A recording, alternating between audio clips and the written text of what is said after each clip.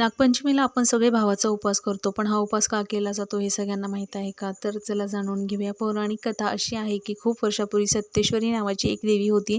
तिच्या भावाचे नाव सत्येश्वर असे होते आणि सत्येश्वराचा मृत्यू नागपंचमीच्या आदल्या दिवशी झाला होता. भावाच्या विरहात बुडालेल्या सत्येश्वरी देवीला एका नागाच्या रूपात तिच्या भावाचे दर्शन झाले. सत्येश्वरी नागाची पूजा करून त्यालाच आपला भाऊ मानायला लागली आणि देवीवर प्रसन्न झालेल्या त्या नागदेवतेने भावाप्रमाणेच अखंड तिची रक्षा करण्याचे वचन दिले. तेव्हापासून प्रत्येक बहीण नागासाठी उपवास करू लागली आणि पुढे ही अशी प्रथाच पडली, जी आता सुरू आहे की भावाचा उपवास म्हणजे नागपंचमीच्या आदल्या दिवशी आपण करतो सगळेजण.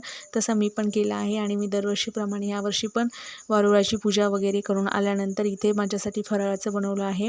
त्यासाठी मी इथे भगरीचा भात बनवला होता, जो की मी तिखट बनवला आहे आणि तुमच्यासोबत शेअर पण केला आहे. तर नक्की मला कमेंटमध्ये सांगा